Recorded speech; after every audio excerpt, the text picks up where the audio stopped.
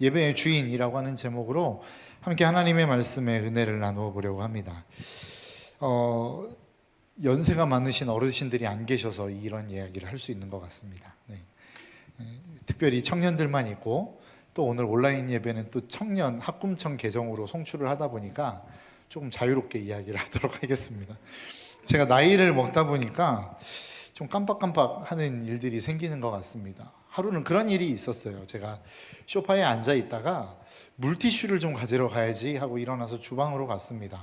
주방으로 갔는데 제가 좋아하는 과자가 하나 보여서 과자를 먹었습니다.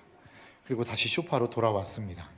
그리고 딱 앉아서 생각을 해보니까 내 물티슈 가지러 갔는데 이게 뭐 하는 짓이지? 그리고 다시 갔습니다. 그리고 갔는데 잘 모르겠는 거예요. 내가 뭘 가지러 왔지? 분명히 뭘 가지러 왔는데 이런 생각이 드는데 전혀 생각이 안 나는 겁니다. 그러면서 제가 무슨 생각이 들었냐면 내가 좀 이상해졌나 진짜로? 좀 이렇게 뭔가를 검사해 봐야 될 나이가 됐나 벌써? 이런 생각이 들었어요. 그러다가 곰곰이 생각해 봤습니다. 왜 이럴까? 생각을 해보니까 그때 제가 핸드폰을 가지고 갔더라고요. 그러니까 핸드폰에 정신이 팔려 있다 보니까 거기까지 가서 내가 도대체 뭘 가지고 왔는지에 대한 생각을 까마득히 잃어버린 겁니다. 우리의 인생 속에는 그러한 모습들이 참 많은 것 같습니다. 때로는 우리의 삶을 살아가면서 목적을 잃어버리는 경우들이 있어요. 진짜 목적이 무엇인지 모르고 살아가는 경우들이 있는 것 같습니다. 그런데 또 어떠한 경우에는 내가 삶을 살아야 되는 분명한 목적이 있음에도 불구하고 그 목적대로 살아가지 못하는 경우들이 있더라라고 하는 거죠. 왜 그렇습니까?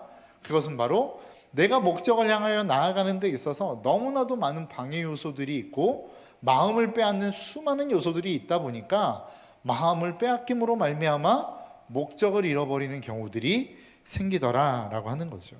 저는 우리의 신앙생활도 마찬가지라고 생각합니다. 하나님은 분명하게 우리를 부르신 목적이 있습니다. 하나님은 한 사람도 목적 없이 이유 없이 우리를 부르시지 않았다라고 하는 거예요. 그러니까 모두에게는 목적이 있습니다. 이 땅을 살아가야 되만 하는 이유가 있다라는 거죠. 그런데 우리는 그 이유를 놓치고 살아가는 경우들이 있더라라고 하는 겁니다. 그러니까 오늘 본문의 말씀을 보면 솔로몬이 성전을 완공했습니다. 사실 솔로몬이 성전을 지었다라고 이야기하지만 그 모든 지을 수 있는 밑작업은 다윗이 다 한 겁니다. 그러니까 어떻게 보면 다윗이 지었다라고 이야기해도 과언이 아닐 만큼 솔로몬의 성전에 대해서 다윗이 드린 공은 엄청났다라는 거예요. 아무튼 다윗이 준비를 해서 솔로몬이 그것을 짓기 시작해서 완공을 했습니다. 그리고 낙성식을 하죠. 내가 이렇게 건축을 했으니까 이걸로 말미암아 우리 즐거운 파티를 열자 해서 완공 기념 축하 파티를 엽니다. 그리고 난 다음에 하나님의 첫 제사를 드리는 가운데 임하신 그 하나님의 은혜를 기록하고 있는 것이 바로 오늘 본문의 내용입니다. 여러분, 다윗은 왜 그토록 하나님의 성전을 지어드리고 싶어 했을까요? 왜 그 이스라엘에는 하나님의 성전이 필요했는가라고 하는 겁니다. 여러분, 성전이라고 하는 것들을 짓는 게 그렇게 쉬운 일이 아니었습니다. 또 더군다나 그 성전 안에서 드려지는 제사의 행위들을 한다는 것 자체는 더더욱 쉬운 게 아니었어요. 그럼 왜 이스라엘에게 있어서 이렇게 힘들고 어려운 제사를 드려야만 하는 이 성전이 필요했느냐라고 하는 거예요. 이 성전의 기원을 올라가 보자면 더 올라가면 더 찾을 수도 있겠지만 이 원래 성막의 가장 첫 번째 모델이 뭐냐면 성전의 모델이 뭐였냐면 성막이었습니다. 이스라엘 백성들이 애굽에서부터 출애굽해서 하나님께서 이 소리 조금만 줄여주시겠습니까? 계속 울리는데요. 이펙터가 들어가 있는지 아니면 조금만 줄여주시면 감사하겠습니다. 그러니까 이스라엘 백성들이 애굽에서부터 출애굽해서 광야에서의 시간을 보냅니다. 그때 하나님이 이스라엘 백성에게 성막을 만들라고 지시하십니다. 그러면 그 성막을 왜 만들어야 됐느냐라고 하는 거예요. 왜? 하나님은 왜 그 성막을 이스라엘 백성들에게 만들라고 하셨고 그 성막을 계속해서 이스라엘 백성의 진영의 중간에 두면서 그 불편한 일들을 계속하게 만드셨는가라고 하는 겁니다. 그러니까 성막이 무엇입니까? 성막은 하나님의 임재하시는 하나님의 집입니다. 그러니까 하나님은 이스라엘 백성과 함께 하기를 원하셨어요. 그런데 어때요? 이스라엘 백성들 가운데는 죄가 있는 겁니다. 악이 있는 겁니다. 그러니까 어떻게 해요? 그곳에 하나님이 임재하실 수 없는 거예요. 그러다 보니까 하나님이 그 거룩한 한 장소 성막을 구분하시고 거기에서 하나님이 이스라엘 백성과 함께 하셨던 겁니다. 그러니까 성막의 의미는 뭐예요? 하나님이 이 백성들과 함께하고 싶으신데 죄 때문에 함께할 수 없는 그들을 구분하셔서 그 장소를 구분하셔서 하나님이 그들과 함께하기 위하여 만든 하나님의 처소가 성막이란 말이죠. 그러니까 하나님의 그토록 간절함, 이스라엘 백성들과 함께하기를 소망하시는 그 간절함이 성막 안에는 담겨 있는 겁니다. 오늘날로 이야기하면 성막은 누구입니까? 저와 여러분입니다. 그러면 하나님은 저와 여러분들을 왜 성막으로 부르셨느냐라고 하는 거예요. 왜? 성막으로 부르신 이유는 간단하겠죠. 여러분들이 삶을 살아가는 삶의 자리가 있어요. 그 삶의 자리 속에 하나님은 여러분들을 성막으로 세우시고 그 안에 여러분과 함께 하심으로 말미암아 여러분들이 삶을 살아가는 그 삶의 자리와 하나님은 함께 하기를 원하시는 겁니다. 그곳이 가정이 되었든 직장이 되었든 학교가 되었든 여러분들이 거하시는 그곳을 여러분들을 성막 삼아 그 자리에 여러분들과 함께 역사하시기를 하나님은 원하고 계신다는 거예요. 그게 하나님이 저와 여러분들을 부르신 부르심의 이유요, 부르심의 목적이라는 겁니다. 그래서 고린도전서 3장 16절은 이렇게 이야기합니다. 여러분은 하나님의 성전이며 하나님의 성령이 여러분 안에 거하신다는 것을 알지 못합니까? 여러분들은 성전입니다. 하나님이 여러분들을 집 삼아 여러분들의 몸을 집 삼아 들어와 계신다는 거예요.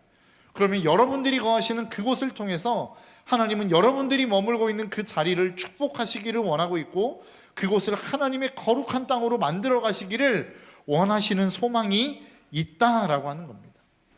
여러분들은 그런 존재라는 거예요. 그러면 우리가 한번 생각해 봐야 되는 것은 그 성전 안에서는 도대체 어떤 일들이 벌어지고 있느냐라고 하는 겁니다. 하나님이 부르시고 하나님이 세우신 그 성전에서는 어떠한 일들이 행해지고 있느냐, 어떤 일들이 벌어지고 있느냐라고 했을 때에 구약시대에서 그 성전 안에서 이루어지는 모든 행위를 통틀어 한 단어로 뭐라고 이야기합니까? 제사라고 이야기합니다. 그러니까 그 성전 안에서 이루어지는 모든 일들은 결국 무슨 단어로 요약되냐면 제사라고 하는 단어로 요약할 수 있어요. 그러면 그 제사가 오늘날에 있어서는 무엇을 의미하냐라고 하는 거예요.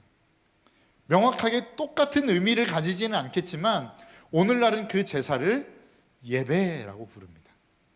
그러니까 성전 안에서 반드시 이루어져야 되는 요소, 반드시 끊이지 않고 계속적으로 일어나야 되는 일들은 무엇이냐? 그게 바로 예배라는 겁니다. 그러니까 성전이면 반드시 그 성전과 떼어 생각할 수 없는 게 바로 예배라는 겁니다. 예배는 성전으로 부르심을 받은 모든 사람들에게 있어서 어떻게 보면 뗄래야 뗄 수 없는 숙명과 같은 행위라는 사실입니다. 여러분들에게 있어서 예배는 어떤 의미를 가지고 있습니까? 만일 여러분들이 정말로 하나님의 성전이라면 하나님이 여러분들을 집으로 삼아 지금 들어와 계시는 하나님의 전이라고 한다면 여러분들의 삶 속에서 여러분들의 마음 속에서 끊임없이 이루어져야 되는 것은 무엇이냐? 바로 예배라는 거예요. 그 예배가 끊어져서는 안 된다라고 하는 것입니다. 우리는 보통 살아있는 예배를 꿈꾼다라고 이야기하죠. 여러분, 살아있는 예배가 무엇입니까? 뭐가 살아있는 예배예요? 살아있는 예배, 역동적인 모임, 이런 이야기들을 우리는 이야기하면서 내년 비전이 무엇입니까? 살아있는 예배를 만드는 공동체입니다. 이렇게 이야기하잖아요. 그럼 도대체 살아있는 예배가 뭐냐는 거예요. 어떤 예배를 우리는 살아있다라고 표현할 수 있는가라고 하는 거예요. 살아있는 예배는 너무나도 간단합니다. 하나님이 계신 예배입니다. 하나님이 임재해 계신 예배가 살아있는 예배예요. 왜요? 그 하나님이 생명이니까. 생명이신 그 주님이 거하시는 그 예배가 결국은 살아있는 예배다라고 하는 것입니다. 여러분, 다윗이 그렇게 꿈꾸고 바랬던 성전 건축, 그 건축이 이루어지고 난 다음에 첫 번째로 드려진 이 예배에서 가장 먼저 일어난 일이 무엇입니까? 오늘 본문 1절과 2절이에요. 솔로몬이 기도를 마치니 하늘에서 불이 내려와 번제물과 제물들을 살라버렸고 주님의 영광이 그 성전에 가득 찼다. 주님의 영광이 주님의 성전에 가득 찼으므로 제사장들도 주님의 성전으로 들어갈 수가 없었다라고 이야기합니다. 그러니까 예배의 시작이 뭐예요? 하늘에서 불이 내렸고 그 불과 동시에 뭐가 임했다는 거예요? 하나님의 영광이 임했다는 거예요. 예배의 시작은 무엇으로부터 시작되는 겁니까? 하나님의 임재로부터 시작하는 거예요. 하나님의 임재가 없는 예배를 우리가 예배라고 할 수 있을까요? 행위만 있는 예배, 종교적 예식이 있는 예배, 이 예배를 우리는 예배라고 할 수 있는가라고 하는 거예요. 그럴 수 없다는 겁니다.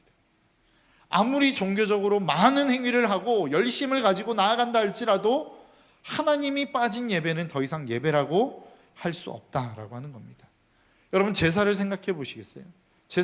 제사를 누구에게 드리는 겁니까? 하나님께 드리는 거죠. 그런데 그 하나님이 없다고 생각해 보십시오. 그럼 그것을 제사라고 이야기할 수 있습니까? 여러분, 공연을 준비하는 가수나 어떤 그룹이 있다고 여러분 한번 가정해 볼까요? 그 공연은 누구를 위해서 준비하는 겁니까? 팬들을 위해서 준비하는 거겠죠. 이 공연을 보러 오기 위한 회중을 위해서 그 모든 공연들은 준비되어지는 거라고요. 우리의 예배도 마찬가지입니다. 우리의 예배, 그토록 열심히 찬양을 준비하고 기도로 준비하고 말씀을 준비하는 이유가 뭐예요? 그곳에 하나님이 임재해 계시고 우리가 그 하나님 앞에 영광을 올려드리기 위해서 우리는 이 예배를 준비하는 거라는 거죠. 공연을 준비했는데 죽으라고 공연을 준비했어요. 5년, 10년 이렇게 공연을 준비해서 발표를 딱 하는데 관중 티켓이 한 장도 안 팔렸어요. 그러면 여러분, 그 공연은 어떻게 되나요? 취소되겠죠. 할 수가 없겠죠. 왜요? 그 공연을 바라봐야 되는 대상이 없기 때문에 그 공연을 할 수가 없는 겁니다. 예배도 마찬가지라는 거예요. 예배의 대상이 있어요. 누구입니까? 하나님이에요. 그 하나님이 임재하시지 않는데 우리가 이 예배를 드릴 수 있느냐라고 하는 거예요. 우리가 예배를 준비한다라고 이야기하지 않습니까? 그럼 도대체 이 예배 안에서 우리가 뭘 준비하는가요? 여러분, 우리가 뭘 준비해야 될까요? 예배에서 우리가 가장 중요하게 생각하고 가장 놓치지 말고 준비해야 될 게 뭐예요? 그게 바로 하나님의 임재라는 겁니다. 우리가 예배 안에 오기 전에 반드시 점검해야 되는 게 뭐예요? 이 예배의 자리에 진짜 하나님이 계시냐라고 하는 거예요. 이 하나님의 영광을 우리가 볼 수 있느냐라고 하는 거예요. 이 하나님이 우리 가운데 역사하셔서 그 하나님의 역사를 우리가 함께 누릴 수 있느냐라고 하는 거예요. 왜 예배가 메말라 갑니까? 왜 예배가 우리의 마음 가운데서 그 열정이 식어갑니까? 하나님의 임재를 못 봤으니까 그런 거 아니겠어요? 하나님이 계신 것을 우리가 이 예배 안에서 느끼지 못하니까 그런 거 아니겠냐고요. 우리가 이 예배 안에서 하나님을 볼 수만 있다면, 만날 수 있다면, 그분을 느낄 수 있다면 우리가 예배를 그렇게 소홀히 드릴 수 있겠습니까? 우리가 예배를 마음대로 드릴 수 있겠습니까? 그럴 수 없겠죠. 왜요? 그 예배는 하나님을 만나는 시간이고 하나님을 대상으로 올려드리는 예배이기 때문에 그렇습니다. 저는 야구를 굉장히 좋아하거든요. 그 야구를 보면서 이게 좀 예배와 비슷하다라는 생각을 합니다. 여러분, 혹시 야구장에서 야구 보셨나요?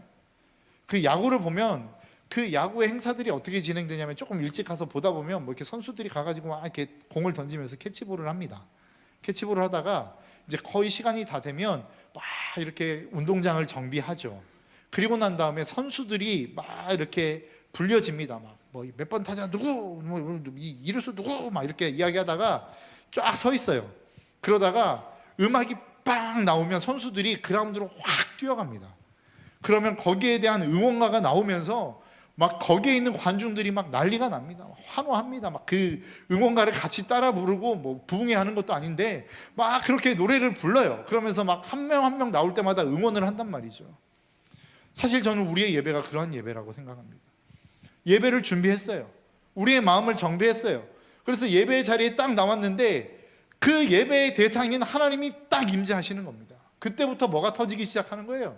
우리의 찬양과 우리의 기도와 우리의 마음을 드리는 이 마음드림이 시작되는 거라고요. 하나님, 당신은 대단하십니다. 당신은 영광받기에 합당하십니다. 당신이 우리의 소망이십니다. 이 찬양으로부터 예배가 시작되는 거 아니겠습니까? 그래서 오늘 보면 3절과 4절은 뭐라고 이야기합니까? 이렇게 불이 내리는 것과 하나님의 영광이 성전에 가득 찬 것을 보고 이스라엘 모든 자손은 돌을 깎아 포장한 광장에 엎드려 경배하며 주님께 감사하여 이르기를 주님은 선하시다, 그 인자하심이 영원하다 하였다. 이렇게 한 다음에 왕과 모든 백성이 주님 앞에 제사를 드렸다. 이게 예배입니다. 하나님의 임재를 봤어요. 그 임재 앞에 서 있을 수 있는 사람이 있나요? 모두가 다 그 임재 앞에 엎드린 겁니다. 그러면서 자기도 모르는 이야기들을 하기 시작하는 거예요. 하나님을 향한 고백이 터져나오기 시작하는 거예요. 하나님은 선하십니다. 하나님의 인자는 영원하십니다. 당신은 왕이십니다. 이 고백들이 터져나오기 시작하는 거라고요.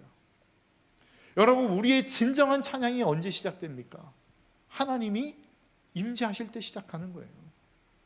하나님의 영광을, 임재를 맛보기 시작할 때 비로소 우리는 우리의 진정한 찬양이, 진정한 예배가 시작되는 거라고요. 여러분, 예배 안에서 그 하나님의 임재를 느끼고 돌아가고 계십니까? 여러분, 예배라고 하는 것 자체의 대상이 하나님이에요. 그러면 내가 예배를 드렸다라고 한다면 그 대상인 누구에게 내 예배를 드렸다는 이야기 아니겠습니까? 그러면 그 대상을 만나고 그 대상을 느끼고 그 대상이 나에게 말씀하시는 것을 듣고 돌아가는 게 맞는 거 아니에요? 그렇다면 역으로 여러분들에게 질문해 볼게요. 여러분, 그 하나님을 느끼고 돌아가십니까? 그 하나님을 만나고 돌아가십니까? 그 하나님의 임재가 여러분들의 예배 속에 있느냐라고 하는 거예요. 그 예배가 그렇게 우리가 중요하다라고 이야기하는 그 예배 속에서 사실 하나님을 만나지 못한 예배가 뭐가 그렇게 중요합니까? 하나님이 없는 예배가 우리에게 어떤 의미가 있습니까? 하나님을 만날 수 없는 예배가 우리에게 어떤 의미가 있느냐라고 하는 거예요. 여러분들에게 이 예배가 정말로 소중하십니까? 이 예배가 여러분들의 목숨을 걸 만큼 가치가 있는 예배입니까? 그 예배가 되기 위해서 필요한 게 무엇입니까? 하나님의 임재라는 거예요. 그럼 그 하나님의 임재를 우리는 도대체 어떻게 경험할 수 있느냐라고 하는 거예요. 어떻게? 저도 하나님의 임재 경험하고 싶어요. 하나님 만나고 싶어요. 하나님 그렇게 경험하고 싶은데, 느끼고 싶은데 안 느껴져요. 그런데 오늘 예배, 오늘 제사를 드리는 모습을 보니까 오늘 7절의 말씀에서 이렇게 이야기하고 있어요. 솔로몬은 자기가 만든 노제단에 그 많은 번제물과 곡식제물과 기름기를 다 바칠 수가 없어서 주님의 성전 앞들 한가운데를 거룩하게 구별하고 거기에서 번제물과 화목제에 기름기를 드렸다. 그러니까 예배를 드리는 장소가 드리는 제물이 너무 많았어요. 그러니까 이거를 수용할 수 있는 곳이 한정되어 있는데 거기에서 다 수용을 못한 거예요. 그러니까 다른 곳에 이 제물을 가지고 가야 되는데 어떻게 했다는 거예요? 그 장소를 솔로몬은 거룩하게 구별했다는 겁니다. 우리의 예배에 있어서 정말 필요한 요소가 무엇인 줄 아십니까? 그건 바로 거룩함입니다. 그러니까 우리가 정말로 하나님의 임재를 경험하는 예배, 이 예배를 위해서 우리에게 정말 필요한 건 그건 바로 거룩함이라고요. 아, 그래, 우리의 마음 준비해서 이제 주일이니까, 시간 됐으니까 옷 잘 입고 세수도 하고 뭐 머리도 좀 감고 주일이니까 특별히 막 스타일도 좀 내고 가장 멋진 옷을 입고 가자. 그래서 왔어요. 그럼 우리의 예배가 정말로 하나님의 은혜로운 예배가 되나요? 물론 그럴 수도 있겠죠. 하나님이 우리에게 부어주시는 그 놀라운 하나님의 은혜가 있다면 그럴 수도 있을 겁니다. 그런데 성경적인 원리가 하는 이야기가 뭐예요? 우리의 예배는 결코 삶과 분리되어지지 않다는 겁니다. 내가 거룩한 삶을 살지 않고 내 멋대로, 내 마음대로, 내 뜻대로 6일 동안 살다가 일주일 한번 와서 하나님, 내가 이렇게 살았는데 나를 용서해 주시겠습니까? 이러면서 그 하나님 앞에 드려지는 예배, 주일 하루만 하나님을 예배, 주인 삼는 예배, 이 예배는 하나님 앞에 그렇게 기쁘시게 받으시는 예배가 아니라는 거예요. 그래서 여러분들에게 언젠가도 한번 설교하지 않았습니까? 가인의 예배, 아벨의 제사, 이 제사를 둘이 놓고 봤을 때 하나님은 가인의 제사를 받지 않았어요. 아벨의 제사만 받으셨어요. 그런데 성경은 무엇이라고 기록하고 있다고요? 가인과 그 제물은 받지 않으셨으나 아벨과 그 제물은 받으셨다는 거예요. 단순하게 하나님은 그 잠깐의 예배의 시간, 제사의 시간에만 드려지는 그것을 가지고만 하나님은 제사의 어떠한 그걸 유무를 판단하지 않았다는 거예요. 우리의 삶에 있어서의 거룩함, 우리의 삶에 있어서의 정말로 하나님 앞에 진실되어진 마음, 하나님은 이것을 받으시겠다는 겁니다. 우리의 삶이 여러분 거룩해지셨으면 좋겠습니다. 우리 공동체가 살아날 수 있는 방법이 있다고 한다면 그것은 거룩입니다. 거룩함이 없이 우리는 살아날 수 없어요. 거룩함이 뭘까요? 거룩함은 하나님의 성품입니다. 사실 우리가 흉내낼 수 있는 영역은 아니에요. 그러나 그 거룩이라고 하는 단어의 원문을 보니까 어떤 의미를 가지고 있냐면 부정한 것을 배제하다라는 의미를 가지고 있어요. 하나님이 부정하다라고 이야기하는 것들, 하나님이 거룩하지 못하다라고 이야기하는 것들을 내 삶 속에서 하나하나 제거해 가기 시작하는 거예요. 그것이 우리가 할 수 있는 거룩의 모습이라고요. 우리가 잘 알고 있는 하나님이 기뻐하시지 않는 모습이 있지 않습니까? 거룩하지 않은 모습이 있지 않습니까? 그것을 하나님이 또 용서해 주실 거니까 그냥 품고 사는 삶이 아니라고요. 하나님께 예배하는 삶, 하나님께 그렇게 예배를 드리는 인생, 그렇게 성전으로서 매일매일 예배의 삶을 살아가는 삶은 하나님이 또 용서해 주실 거니까 하며 그냥 내 안에 들어오는 죄악을 수용하는 인생이 아니라 그것을 거부하는 인생인 겁니다. 그것을 내 마음 가운데서 물리치는 겁니다. 그리고 하나님이 주시는 거룩한 마음과 생각으로 여러분들의 삶의 자리를 살아가는 거라고요. 그렇게 할 때 그러한 마음과 그러한 생각과 그러한 자세로 우리가 하나님을 예배하는 예배의 자리로 나올 때 그 예배가 진짜 하나님을 만날 수 있는 예배가 된다는 겁니다. 여러분 마태복음 5장 3절에 보니까 뭐라고 이야기해요? 심령이 가난한 자는 복이 있나니 천국의 그들이 것이래요. 여러분 심령이 가난하십니까? 여러분 언제 심령이 가난할 수 있어요? 언제 심령이 가난해지시던가요? 내가 부유하고 할 만한 모든 것들을 다 할 수 있을 때 우리의 심령이 가난해지던가요? 아니요. 심령이 가난해지는 것은 언제나 늘 고난과 연결되어 있습니다. 내가 고난을 받고 아픔을 겪고 고통을 받으면 우리의 심령은 가난해지게 돼 있어요. 여러분 우리의 삶이 하나님을 주인 삼고 거룩한 삶을 살려고 고민해 보십시오. 몸부림쳐 보십시오. 그럼 반드시 고난이 찾아온다니까요. 그리고 그 마음으로 우리가 하나님 앞에 오면 그 예배의 자리에서 눈물을 쏟을 수밖에 없어요. 왜요? 하나님, 나 하나님 때문에 이렇게 고난받고 고통받다가 지금 이 자리에 왔어요. 여러분 이 마음 속에서 눈물 안 흘릴 사람이 있습니까? 없어요. 도와도 없다고 하잖아요. 감사합니다. 네, 그렇습니다. 그럴 수 있는 상황이 아니라고요. 그러면 여러분 우리가 이것을 좀 한번 뒤집어 놓고 생각해 볼까요? 내가 예배에 왔는데도 안 나가셔도 돼요. 괜찮습니다. 네. 여러분 제가 생각해 볼 때 내가 제 경험으로 놓고 보면 여러분 우리가 삶의 자리에서 한 번도 그 하나님으로 말미암아 고난과 고통을 겪어본 일이 없이 예배 안에 오면 그 예배는 맹숭맹숭할 수밖에 없어요. 내가 하나님 앞에서 심령이 가난해지지 않을 수 없다고요. 왜요? 내가 지금까지 한 번도 부러울 게 없는데, 고통받은 게 없는데, 눈물 흘릴 만한 일이 없는데 그냥 적당하게 타협하고 살다 보면 사실 우리가 예배 안에서 눈물 쏟을 일이 별로 없습니다. 세상 가운데 내가 말씀이 아닌 그냥 세상이 요구하는 대로의 삶에 그대로 순응하는 삶을 살다 보면 사실 우리가 주님 앞에 나와서 그토록 애타게 기도할 내용도 별로 없어요. 왜요? 우리의 삶은 평안하거든요. 평탄하거든요.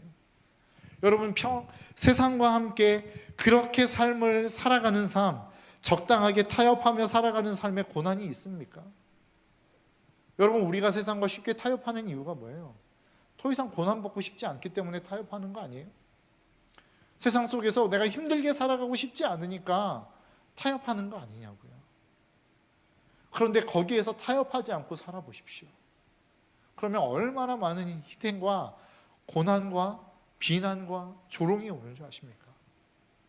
그리고 그 온갖 비난과 고난, 나 홀로 있다라고 하는 그 외로움 가운데 그 마음을 가지고 여러분 주님 앞에 나와서 하나님 한번 불러보십시오.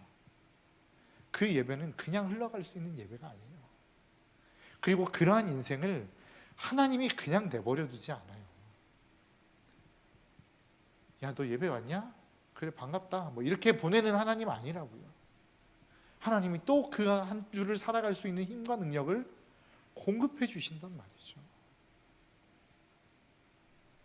여러분, 저는 우리의 예배, 우리의 삶의 모습, 어떻게 보면 우리의 청년의 예배 속에서, 우리의 공동체 안에서 조금은 정체기가 왔다라고 하는 느낌이 제 안에 있습니다. 그러니까 제가 한 1년 정도를 청년회를 이끌어 오면서 지금 우리의 청년들 가운데 지금 오고 있는 이 정체기를 한 번만 탕 치고 올라가면 하나님이 우리에게 놀라운 부흥을 주실 것 같은데, 이런 느낌이 저에게는 있어요. 그러면서 제가 기도할 때마다 생각 드는 게 뭐냐면, 정말로 우리 안에 예배가 좀 살아나야 되겠다라는 마음이 있습니다. 그러면서 내가 이 예배가 살아나려면 어떻게 해야 될까라고 하는 고민과 기도를 하나님 앞에 올려드릴 때에 하나님이 저에게 주셨던 감동은 무엇이었냐면 삶이었습니다. 단순한 예배의 모습을 건드는 것이 아니라 삶의 모습이었다고요. 여러분, 이사야서를 보면 하나님 앞에 이스라엘 백성들이 제사를 드립니다. 그런데 하나님이 그 제사 싫다고 이야기해요. 이사야 1장 11절입니다. 주님께서 말씀하셨다. 무엇하러 나에게 이 많은 제물을 바치느냐? 나는 이제 순양의 번제물과 살찐 짐승의 기름기가 지겹고, 나는 이제 수송아지와 어린 양과 숫염소의 피도 싫다. 우리는 흔히 이야기합니다. 하나님이 제사를 받으시지 않는 것은 제물의 문제가 있기 때문이다라고 생각해요. 근데 오늘 이사야서 1장 11절은 뭐라고 이야기하냐면 기름진 짐승을 드렸대요. 그 얘기는 뭐냐면 가장 좋은 제물로 하나님 앞에 드렸다는 겁니다. 하나님 앞에 가장 좋은 제물을 드렸는데 이제 그 기름기도 싫고 피도 싫대요, 하나님이. 그러면서 뭐라고 이야기하냐면 이사야 1장 15절에서 너희가 팔을 벌리고 기도한다 하더라도 나는 거들떠보지도 않겠다. 너희가 아무리 많이 기도한다 하여도 나는 듣지 않겠다. 그 이유가 무엇이라고 이야기하냐면 너희 손에는 피가 가득하다. 삶이 뒷받침되지 않으니까 너희가 아무리 좋은 재물을 가지고 오고 아무리 아름다운 재물로 나를 예배하고 제사한다 할지라도 나 그거 받기 싫다는 거예요. 하나님의 관심은 이 예배에 있지만 이 예배는 무엇과 연결되어지냐면 결국 우리의 삶과 연결되어지는 겁니다. 그래서 이 예배 안에서 내가 하나님, 이 예배의 주인은 하나님이십니다. 내가 하나님을 만납니다 라고 하는 고백은 무엇이냐면 이제 내가 일주일의 삶의 자리에서 하나님의 마음과 하나님의 뜻대로 살겠습니다 라고 하는 결단이 함께 있다라고 하는 것을 의미하는 거예요. 예배의 주인이 하나님이십니다 라고 하는 고백은 내 삶의 주인이 하나님이십니다 라고 하는 고백과 동일한 고백이란 말이죠. 여러분들의 삶이 어떤지 저는 잘 모르겠습니다. 이 예배를 드리고 열정적으로 그렇게 하나님을 예배하고 찬양하고 돌아가서 여러분들이 일주일의 삶을 어떻게 사시는지는 저는 잘 모르겠어요. 그러나 정말로 우리의 삶 가운데 내가 하나님을 만나는 예배자가 되고 싶다면, 내가 그 하나님과 동행하는 인생을 살고 싶다면, 이 예배 안에 부어지시는 그 하나님의 놀라운 은혜와 감격과 영광을 내가 누리고 싶다고 한다면 여러분들의 삶을 점검하셔야 됩니다. 여러분들의 삶의 예배에서 드려지는 그 예배의 자리에서 여러분들의 삶의 주인이 하나님이신지를 점검하셔야 됩니다. 이게 동떨어진 삶을 향하여 가버리면 여기서 드려지는 예배, 우리만 좋다 끝나는 예배가 될 수 있어요. 이스라엘 백성들처럼 내가 좋은 기름 드렸는데 뭐 좋은 제물 하나님 앞에 드렸는데 왜? 그럼 됐지 뭐. 이렇게 되는 예배가 될 수 있단 말이에요. 여러분, 우리 청년들의 삶 속에 다시 한번 하나님이 주시는 그 놀라운 은혜가 우리 안에 부어질 수 있기를 주님의 이름으로 축복합니다. 여러분, 그 일을 위해서 우리의 삶을 좀 점검하며 나갑시다. 내 삶이 하나님 앞에서 진짜 거룩한가? 하나님이 원하시는 삶을 살아가는가? 원하시는 삶을 내가 연약해서 살지 못한다 할지라도 내가 그 하나님의 뜻대로 살고자 몸부림은 쳐야 되지 않겠습니까? 우리가 부족하기 때문에 넘어질 수도 있어요. 무너질 수도 있어요. 결단했던 모든 것들이 깨어질 수도 있단 말이에요. 그런데 그것조차도 의식하지 못하고 살아가는 사람들이 있는 게 아니냐라고 하는 거예요. 내가 넘어져도 넘어진 것도 모르고 살아가는 사람들이 있어요. 내가 처참하게 무너지는 삶을 살아가고 있는데도 그 무너지는 삶을 느끼지 못하고 살아가는 삶이 있단 말이죠. 적어도 우리 청년 안에는 그러한 사람들은 좀 없었으면 좋겠습니다. 무너졌을 때 아파할 수 있고, 넘어졌을 때 다시 일어서고자 하는 몸부림이 있고, 다시 하나님을 향하여 일어서서 그 하나님을 바라보고자 하는 강한 열망과 소망을 가진 공동체.